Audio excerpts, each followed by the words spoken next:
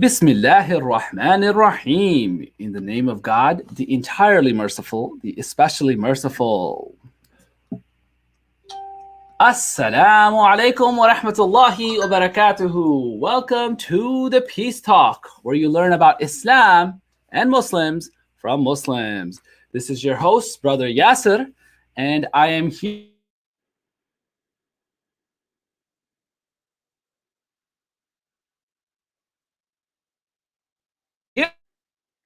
today. Actually, today in our special program as well, too, we have a guest joining us from the East Coast. We have Imam Khalid Fateh Griggs. Assalamu alaikum, Imam Khalid. How are you? Wa alaikum salam wa rahmatullah. Alhamdulillah, I'm great, and you? Alhamdulillah. Praise the Lord. Praise and thanks belongs to Allah, God of the universe, and everything is good, first and foremost. So today's topic, as you guys have seen on the thumbnail, is the journey of Malcolm X, from darkness to light. And just before we get in, some housekeeping. If you guys have not been watching, today is the 95th episode of the Peace Talk. So feel free to go back and take a look at the 5 pillars we've covered, the 6 tenets of faith. A couple of weeks back, we talked about, everyone was off from school. We talked about Martin Luther King. And since then, I was like, yes. We talk about the civil rights era. A lot of times in school, we get introduced to, this era, and we talk about Martin Luther King Jr. with barely a paragraph or no mention of Malcolm X. And even when he is mentioned, it is under the light of radicalism or an association with Black Panthers, or, even up until this day right now, documentaries are being released recently on Netflix on who killed Malcolm X and what's his story and his journey. But inshallah today, before we get started, I know we have Imam Khalid here and Sheikh Yusuf. I just want to do some things letting you guys know. This platform is brought to you by Gain Peace. Gain Peace is a dawah organization, a department of ICNA. Currently, Imam Yusuf and I are based here in Chicago. And Imam Khalid, remind our viewers who have not, maybe not familiar with you, where can they find you? Yeah, I'm actually in the Twin City of Winston-Salem, North Carolina. North Carolina. So yes. That's with Sheikh Abdurrahman, correct? Yes. He's right down the road from me. About 70 miles in Charlotte, North Carolina. Oh, yeah. So we had some news in Charlottesville, North Carolina, haven't we? No, not Charlottesville, Charlotte. Oh, Charlotte. Okay. Yeah, we don't claim Charlottesville in North Carolina. Alhamdulillah. Virginia stuff. Okay. So I did want to just this topic. If this goes on to more than the 30-minute mark today, we are welcome to go into a part 2 and also go into a part 3 if we need to. But without further ado, let's. I wanted to begin with a quote and actually just talk about Malcolm X. I wanted to just kind of mention my attachment to this figure. Every time in high school, I had to write about someone who affected American history. A go-to topic for Muslims, anyone reaching out there, should be Malcolm X. If you have to write a term paper, if you have to read an autobiography, an excellent autobiography written by him by any means necessary, or so many other things that you can follow about. And I would encourage, if there's youth listening or anybody listening, watch the movie. If you're fans of Denzel Washington, watch the movie X. It's about Malcolm X. And just if any parents are watching, it is rated R because the beginning parts of his life are not very clean, but the message is there. It is there. How can a person who went to jail, was a womanizer, had substance abuse issues, what solutions did he find? And then, if we have to talk about the Nation of Islam and how Islam sometimes grows different when it's cut off from the mainstream discussions, and how, more and more toward the end, after he figured out the solution to everything he was looking for in his life, we're going to get to that. So that's a little bit of a preview. I speak way too much. Now let's give it on to our sheikhs, inshallah. By the way, if you would like to know a little bit more about our sheikhs, in the descriptions below is their information. I don't want to spend too much time on that, but let's get started, inshallah. Imam Khalid or Sheikh Yusuf, if you want, I have a PowerPoint to give some structure, but have at it. We'll let Imam Khalid, who is our more distant guest, take lead, inshallah. Okay, very good. Assalamu alaikum again. First, I want to thank Gain Peace for allowing me to be a part of the Peace Talk. This is a very unique and interesting format, and I hope that, inshallah, Sheikh Yusuf Rios and I will be able to bring some greater understanding about the journey of El-Hajj Malik Shabazz, Malcolm X, from this darkness to light.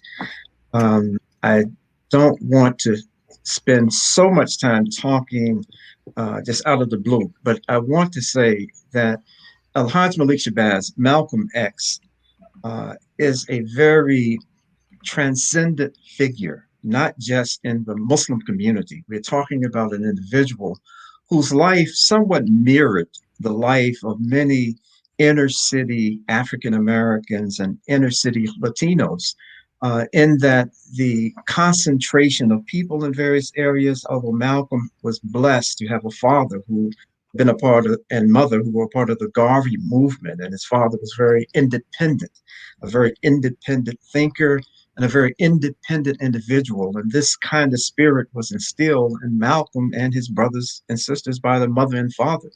So what we find is that in spite of Malcolm's reaching out and going beyond the structure and the ideological training that he got from his parents, and that of having self-pride, being independent, following the doctrines of Marcus Garvey, Malcolm ventured outside of that cocoon, that ideological and social cocoon that he was nurtured in, and to taste the life of the urban environment, the life, the drinking, the smoking, the gambling, and these kinds of things. And so I don't want to get too far ahead. I'll just throw that out and then just pass over to Sheikh Yusuf there. All right, Sheikh, I want to actually ask you as well, too, moving on with this, that how is it when we look at his phase one of his life, Malcolm X, Malcolm Little, we talk about his father, his mother, his teachers, the structure that he saw then, and what he faced then. And actually, I just want to give a little bit more context to everyone listening. What year was Malcolm X born, roughly? And, what year did he, rahmatullah, God's mercy be upon him, pass away? It's not that long. Was it in the 1970s that he passed away? No, he was martyred in 1965. He was born in 1925. 1925. Oh, subhanallah. Yeah. And so he was martyred just a few months before his 40th birthday. Oh, wow, subhanallah. So, wow, before the age of 40, I just find that fascinating. And a little bit about his father. Did he come from his home, his siblings? Sheikh, do you want to jump in? I have a few remarks on that, but I wanted the Imam Khalid to touch on that. Okay. Yeah. Malcolm was the seventh of his father's children by their mother, Louise Little. Earl Little, the father, was a very strong-willed, strong personality individual. Malcolm's mother, Louise, was actually the secretary for the UNIA, Universal Negro Improvement Association of Marcus Garvey. And so Malcolm's father was someone that, because of the times in which he lived, he was a very strict disciplinarian. And he seemed to have been easier on Malcolm and harder and very much harder on Malcolm's siblings. As I said, he was the seventh of the children. And Malcolm said in his autobiography, and it was believed by maybe other siblings of Malcolm, that the father was easier on Malcolm because of his complexion. Earl Little was a very dark-skinned individual. And even though he had the consciousness of a Garveyite at that time, he had internalized some of the self-loathing that came from an environment, a racist environment, a caste and color conscious environment like the United States. And so he showed favor to Malcolm and was very brutal, oftentimes with his other sibling, and Malcolm's mother, who was a very light-skinned African American woman from the Caribbean, that Malcolm's mother was very light-skinned, and she was harder on Malcolm in his upbringing, as Malcolm and his other siblings would attest, much harder than the father. So there were some very interesting dynamics going on in the home.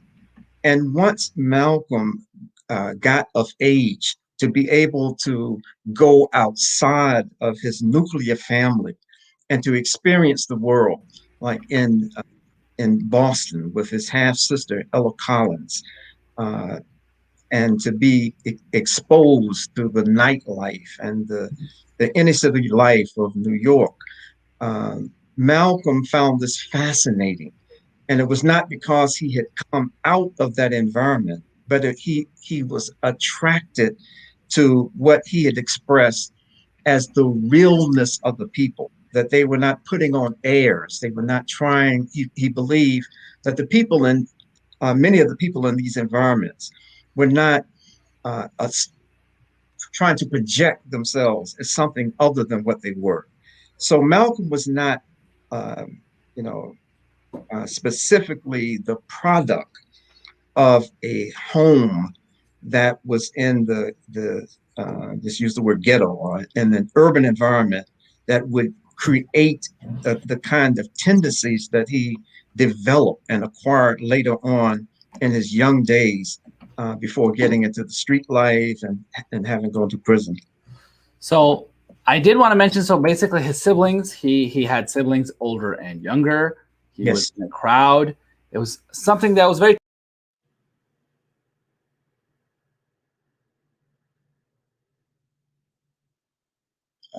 For some reason, I'm not hearing.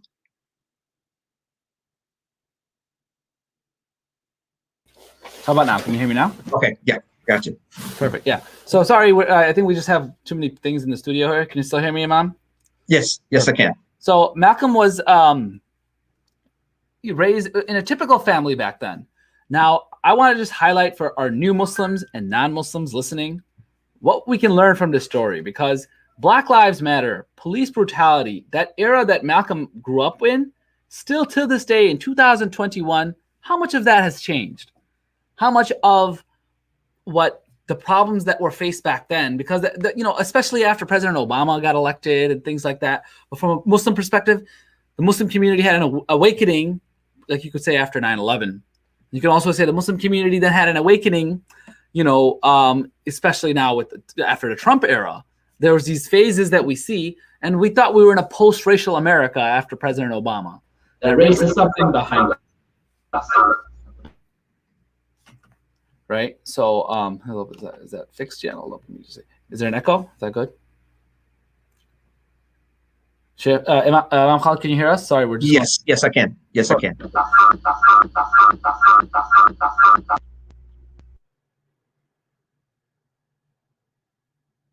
Okay, now I can't hear you. How about now? Yes, I'm sorry. Yes. No, it's okay. It's okay. We're actually just experimenting with a few things here. Okay. So, anyhow, I just really wanted to take a look at, from a new Muslim perspective, all of the struggles that he was going through. Where did he find, like, let's jump from the first couple phases of his life, right? Let's jump to when he got into prison. So he was known as Detroit Red. After being known as Malcolm Little, he went through a second phase of his life where he was known as Detroit Red. And so Imam Khalid, what city was he born in? And then where did he move to? And then how did he end up in Detroit? And why is there a university here in Illinois called Malcolm X? Yeah, very good. Actually, he was born in Omaha, Nebraska. And because as I mentioned earlier, his parents were Garveyites, they moved around, but the primary reason why Malcolm's family moved when he was young was because of the terror, the domestic terror that was directed at his parents because of their Garveyite teachings and their espousing the message of Black pride and not being people or individuals who were just accepting the conditions that were imposed upon African American and Latino people in this country during that era. And so they were terrorized out of a number of places. One of the earliest remembrances that Malcolm related in his autobiography was that of having members of the Klan come to his mother's house, parents' house, while his father was away, and threatening the life of his father because of the teachings that he was putting forward, as I said, of Marcus Garvey at that particular time. Mm-hmm. So they moved from Omaha. They moved around. It was primarily due to, as I said, the domestic terrorism. It was also they were moving also because of assignments that they were getting from the headquarters for the Garvey movement in New York City at that particular time. Malcolm actually getting onto the East Coast, though, was a result of his half-sister, Ella Collins, taking him in. And of course, she lived in the Boston, in Boston, Massachusetts. Correct. I don't want to just make this purely a biography about Malcolm X, right? But I did want to mention that, subhanAllah, like, he was smart as a kid growing up in his teen years. He was excelling at school, and it was literally discouraging words from his, often Caucasian teachers that got him off the path of being an academically excellent person. So he's gone to foster homes. I know his mother was dealing with mental health issues, and he literally also had, I think he one of his first jobs before he kind of got onto the street was he sold sandwiches on a bus. So he traveled from city to city, and he was really good. On a train. Yeah. Oh, on a train. Yes. Sorry, not a bus. Correct. That's Rosa Parks, right?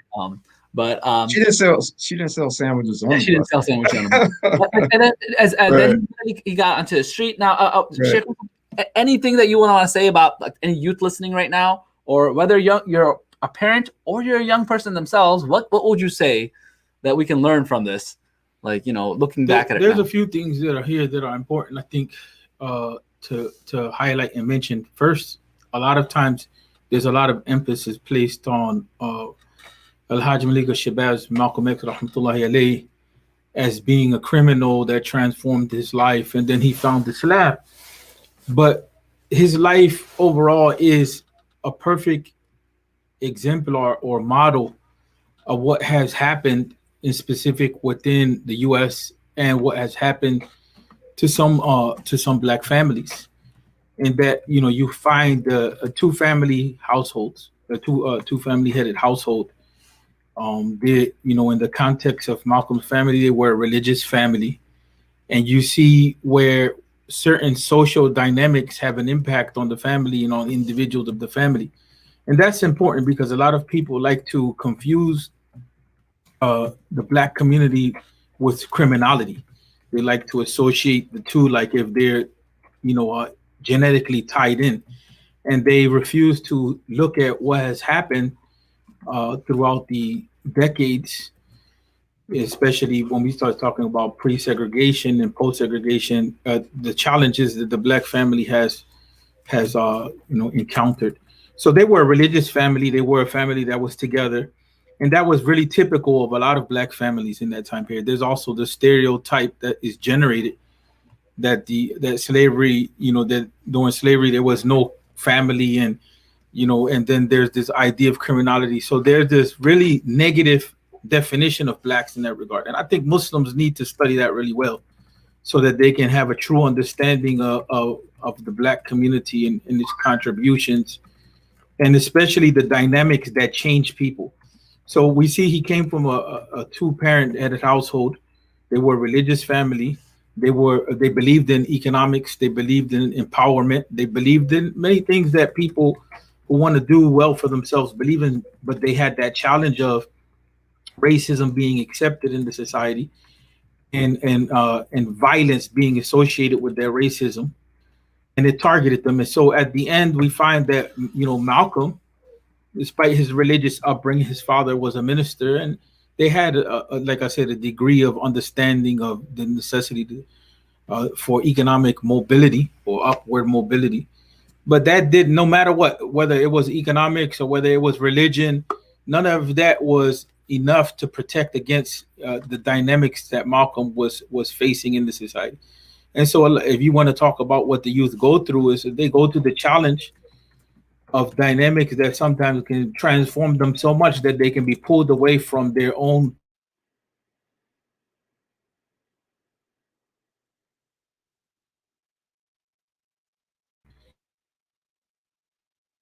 in which they have to rediscover themselves. And that's really what Malcolm had to do. It's not that he was this irreligious criminal that eventually he came into Islam and Islam made him this great person.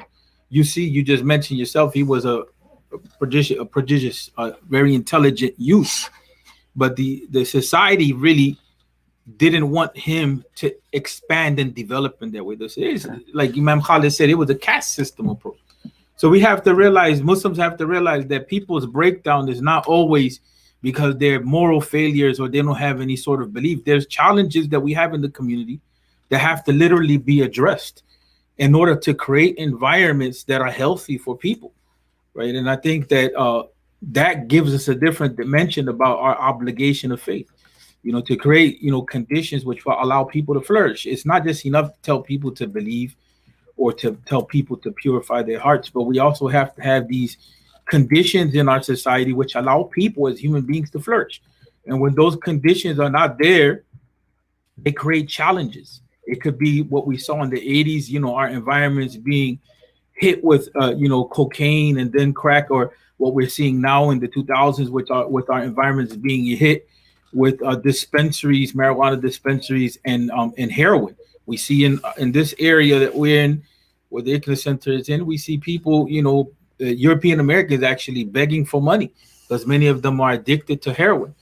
So it shows us that, it's necessary for us to be involved in the society and want to create those conditions which allow youth not to be challenged. When I was growing up, cigarettes, you can go and buy cigarettes, and the commercials were targeted to the youth.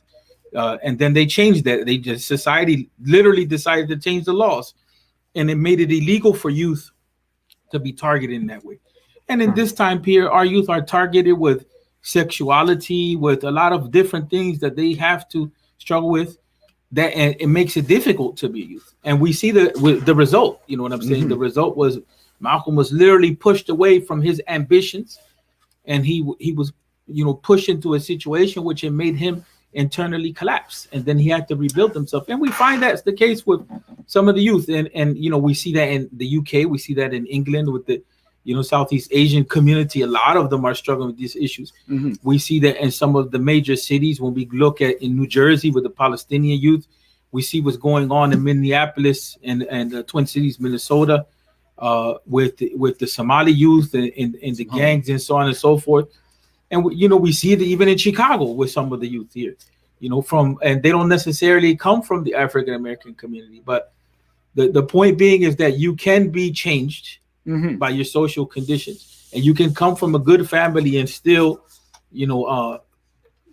become prey to those conditions. And these are things that as a community we have to focus on. That's why da'wah and education can't just be focused on ideas, but it has to be literally focused and rooted on helping people develop, and also striving from the justice side to create conditions that allow people to grow and don't take away from their growth. Correct.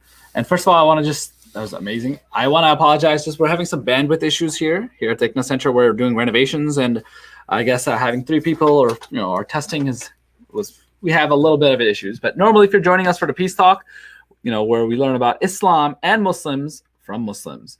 I did want to, subhanAllah, point that out, that let's get up to the point where he ends up in prison, because this is a journey from darkness to light. Why do we say that?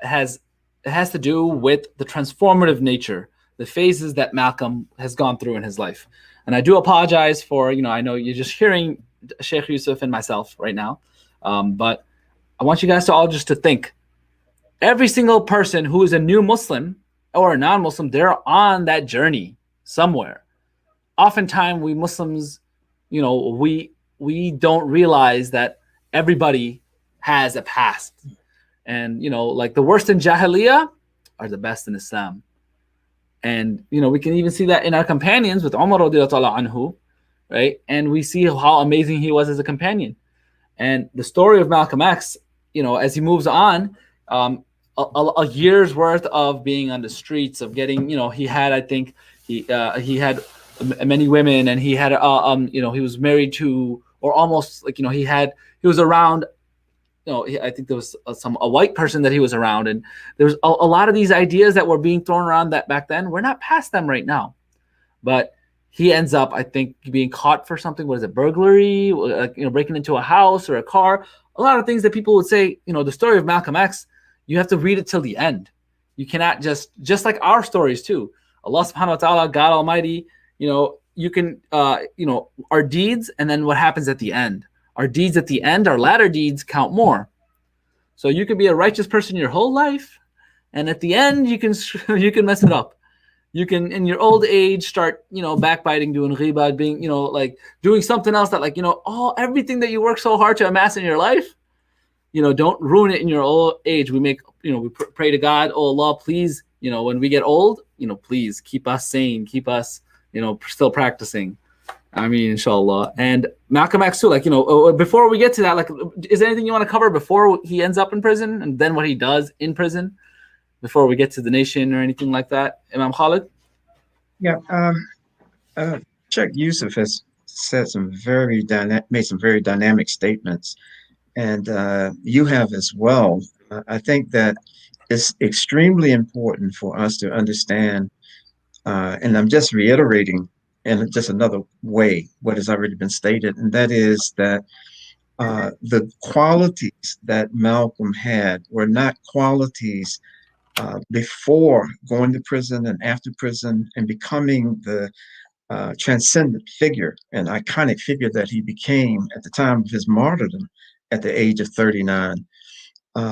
These qualities were just refined and polished in him. It was not through a process of osmosis that Allah slowed him down in the manner in which so many other inner city youth today have to be slowed down before they can actually find Allah, they can actually find God, because the demands, trying to keep up with the demands of the environment in which they live, the survival, and these kinds of things. Oftentimes, the young people become so preoccupied with trying to just survive and to navigate the difficulties that are in their way in these environments, that it makes it more difficult to concentrate on finding the guidance of our Creator. And, so Malcolm was, in my humble opinion, Malcolm is a very good example of an individual like that. Some of the most, I've had started working in federal and state as a volunteer and all the way back in 1992, and going in and out of these institutions. And I would have to say that some of the most brilliant, some of the most the brothers that I've met who have some of the greatest understandings, that Allah subhanahu wa ta'ala has blessed them with hikmah, with wisdom, to understand the practical application of this way of life and how it can be used as a guide, as a tool for liberation for us individually, liberating ourselves from those vices like Malcolm got consumed by before going to prison and joining the Nation of Islam. That Islam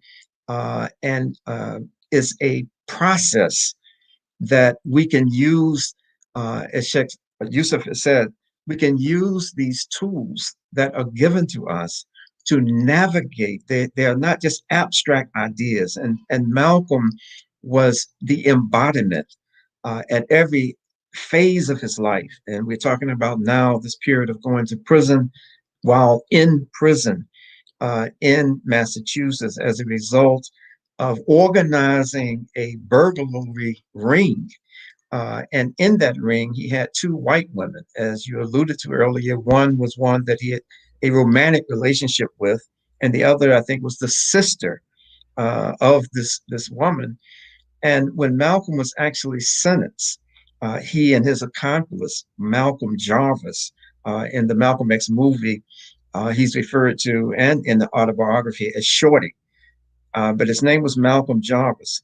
And when he and Malcolm Jarvis was sentenced, Malcolm said that I got 8, and we got 8 to 10 years, not because we were first time offenders, not because we were violating the law. We got sentenced to 8 to 10 years as first time offenders, or first time being convicted of something, because we would had the audacity to date white women. So our sentence was related to was a manifestation of the inequities that the racist caste-like system that existed in the United States at that time. This is why Malcolm believed, and I believe as well, being someone who grew up in the South and having racial interracial dating being something that was taboo and punishable by many earlier who might get lynched for that. So Malcolm's being slowed down and looking for a way out. How do I get out of prison in a shorter period of time? One of his brothers, actually, his two of his sisters and two of his brothers had actually joined the Nation of Islam, still out in the Midwest. And his brothers began to visit him. As they visited him, one of the attractions that Malcolm heard about the Nation of Islam was, look, bro, if you stop eating pork and just follow what I'm saying to you step by step, just first thing, don't eat any pork, swear off pork. This Nation of Islam will be a means for you to get out of prison. And Malcolm expressed, not just in his autobiography and other interviews, that this was the reason, the first thing that attracted him to the teachings of the nations. He saw it as a way for him, a gimmick to get out of prison. But, Allah had another plan for him that was much bigger and larger and profound than his joining the Nation of Islam as an incarcerated individual. The plan was a much bigger one, but he had to be slowed down. And I emphasize this because it's such a similar plight of young African Americans in this age of mass incarceration that we have been suffering from for so many decades now, where for the slightest offense, that clause in the 13th Amendment that allows slavery if a person has committed a crime. It freed enslaved people, but it also left the door open to say, well, if you go to prison, if you committed a crime, you can live under conditions of enslavement. And this is what, by a tremendously disproportionate number of people, that African American youth and Latino youth are locked up in these prisons in disproportionate numbers to their population in the society, and it's something that any young person, whether or not they are committing crimes or not, they can get trapped in this system. Correct. SubhanAllah. I did want to real quick, I know we're kind of coming close on time, but you know what? I'd rather break this up into a multi-part series.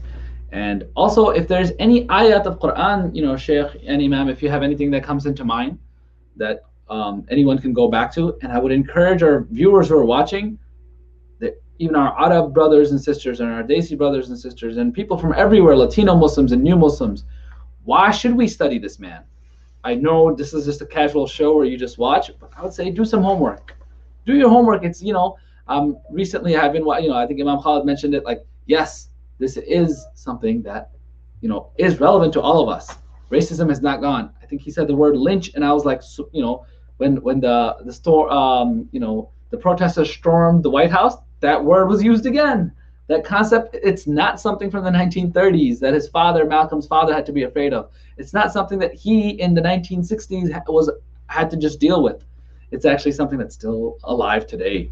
I was watching a challenge of, parents till this week, videotaping themselves and they have a discussion about race with their parents. And the amount of ignorant things that like most people have even heard that like, so you're not going to stand up for Black Lives Matter? And people are saying that they deserve it and all these things. And subhanAllah, you know what? I think we want to start off with like that. Next week, we're going to talk a little bit more about the Nation of Islam. But in prison, like, watch the movie. I would give everyone some homework that go home and watch the Malcolm X movie. Go read his autobiography. Read a pamphlet about him. Watch a few of his speeches, like how he read the dictionary when he was in prison, and when he was in debates at University of Chicago, at Ivy League schools. How was it that he had a massive following? How did he turn the Nation of Islam from 3,000 followers to 30,000 followers? That's a 10-degree fold. How was he opening up Nation of Islam temples in every city right and left? How his message was so relevant, and was America ready for that message then? Is it ready now? And how the maturity came into him. And like, for example, the story of Muhammad Ali and Malcolm X, how they intertwined, and how Malcolm X and Martin Luther King met. I just want to share something for the geeks and the nerds out there, and we'll finish with that. Is the X-Men and the mutants, they're actually based off the civil rights era. The mutants and their fight for equality and things like that. And they kind of use Professor Xavier and Magneto. They kind of talk about this with the Black Panthers and this idea of African Americans being integrated or having their own country, and Nigeria, Liberia was supposed to be. All of this stuff is so interesting that we actually had this discussion as if the people are worthy of being shipped off to another country. Start your own country. It's a failed experiment. Like this isn't. We're not cows. These are and even African American. I want to just kind of. I know that we're going close to time. I want to wrap up, but I did want to just. What do we want to talk about Monday? And then if we need to, then finish up on Wednesday as well too.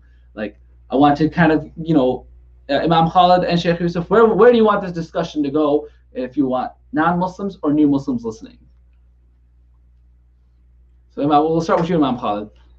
I think it's very important that we frame this discussion in the context of the guidance of Islam, and that as passionate as we may be, Muslims may be about this way of life, there's a portion of an ayah of Qur'an, La ikraha fid din, that there's no compulsion in religion.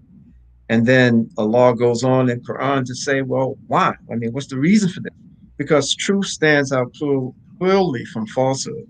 And so I think one of the major lessons that all of us need to be able to glean from the life of Al-Hajj Malik al-Shabazz is his accepting the guidance of Allah, the guidance that comes from the Creator, when it was given to him.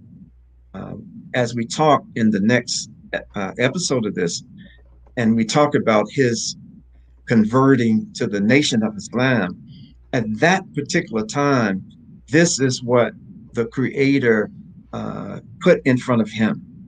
But his journey did not end there. And so I think that the solution, as we study the life of Malcolm X, we have to look at it and study it in the context of a constant search, a constant drive to better himself as an individual, but more importantly, to try to be a part, an agent, a change agent for justice and establishing justice in the society. And this is what Islam does.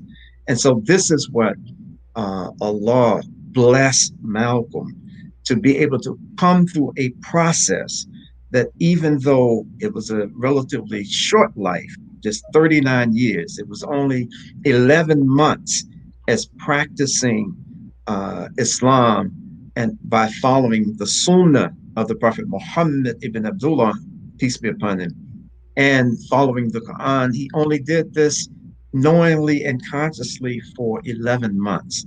And so I think that I would like to see, as we discuss this evolution, constant evolving of our brother, that we remind ourselves that it was not just kind of happenstance, that he just happened to fall into this or to fall into that or to have this experience or that experience, but it was a deliberate, conscious drive Not lose you.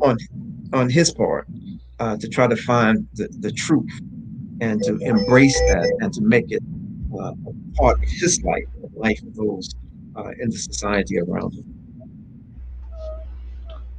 Sheikh Yusuf, Rios, same question to you. In the next series that we're going to be doing, whether it's another 30-minute segment or another two after that, what would you like non-Muslims and new Muslims to kind of, come to the table thinking about? Or I think not only non-Muslims and new Muslims, I think that and Muslims too. both Muslims also need to understand. First of all, Muslims themselves need to properly understand the role of Malcolm. I think a lot of non-Muslims have done deep studies on Malcolm, whether it's Dr. Ova Tashaka or a number of other people. They've done deep studies on the life of Malcolm X. Malcolm X has influenced anything from the organization of social justice groups to the impacting education. And when we look at Black Studies departments, a lot of these concepts probably would not have manifested themselves. The importance of having, educational institutions which are studying and teaching, about Black culture, knowledge, civilization. If it wasn't for people like Malcolm X, he had a massive impact. He had a massive impact on Imam Jamil Alameen, who is one of our elder imams, who has been in the justice struggle for a lot. But I think that there's an element, first of all, the educational system, studying how education can either build or destroy a person, and the importance of people, doing a lot of development for themselves when it comes to education. Malcolm was an exemplar in that as well. He had the capacity to transcend the limitations of the educational system. And grow into a person that was, cultured and person that had an understanding about the world around him.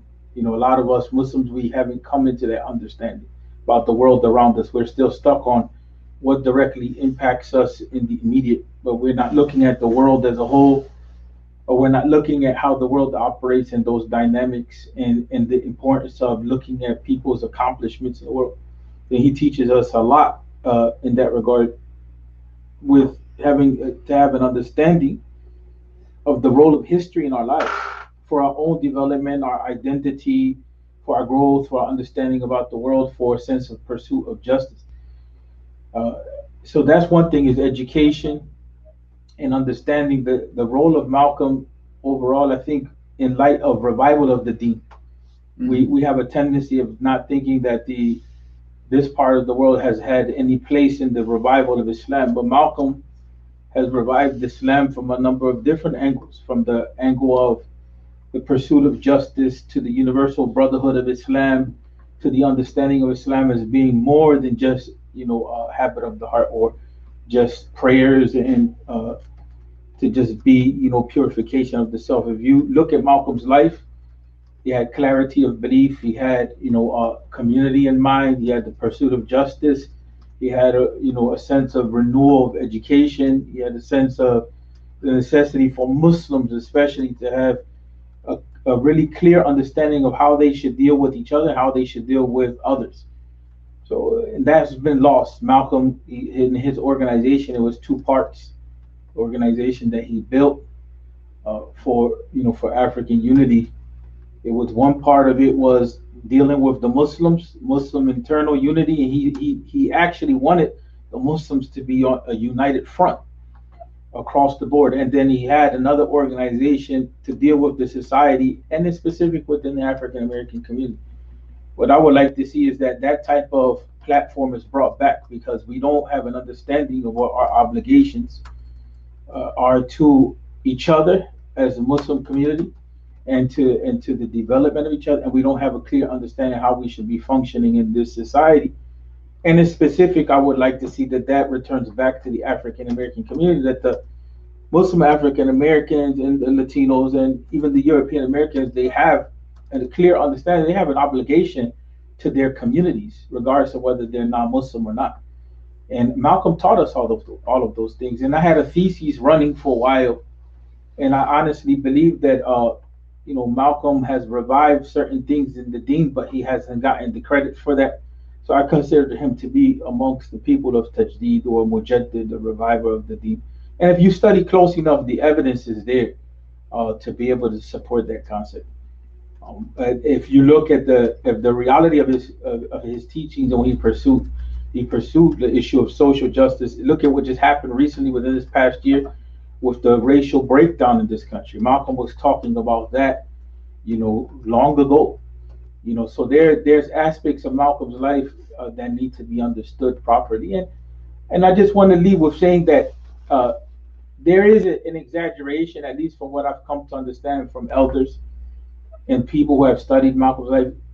There were certain parts of Malcolm's life which were exaggerated, like his criminality and certain things. That was exaggerated for impact and effect to a certain degree, to show the change. It was like a Dow moment. But if you really look at Malcolm's life, he came from a good family. He came from a good family. And if you really look at what he pursued, he really, continued the mission that his family had.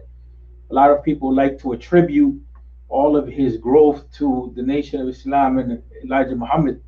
But Paul Robeson was another great African American leader, thinker, creative, as they call them today, who was deeply influential in Malcolm's understanding of the political world and the understanding of the world. And Paul Robeson was an amazing political activist. And like I said, he was dynamic in many of the African Americans at that time, from the Harlem Renaissance and others. And I would like for the Muslim community to, begin to have another understanding of the Black community itself.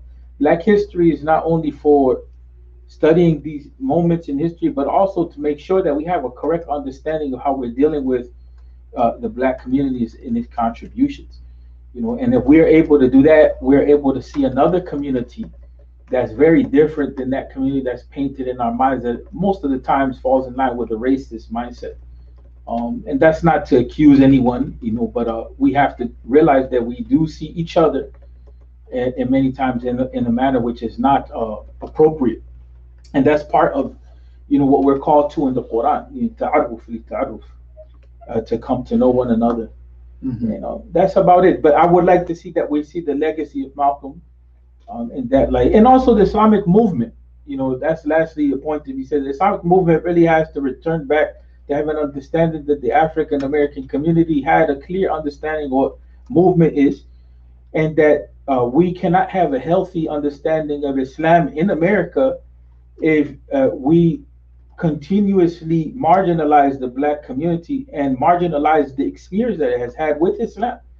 And figures like Malcolm X, they come to, a point of maturity in which they teach us there's certain things that you can't ignore in this society.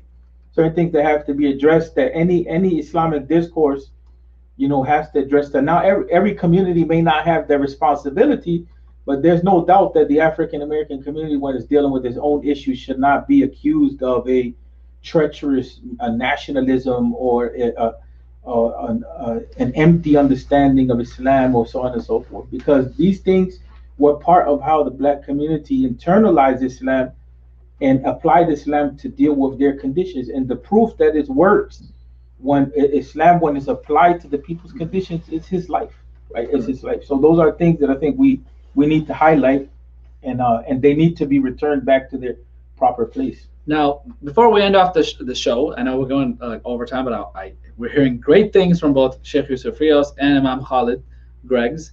But a question that gets asked a lot, actually, in the of dawah is the Nation of Islam.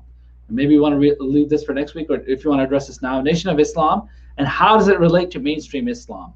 If any of you guys want to take that question. Yeah, I would suggest we do that next week, inshallah. Okay. That sounds the plan. So we have a question to start off with next week, and we will begin with the life of Malcolm right as he is getting educated in prison, and when he gets out, the years that he was with the nation, and all the way to Hajj. And then we literally almost can talk about like the last couple months of his life. That's where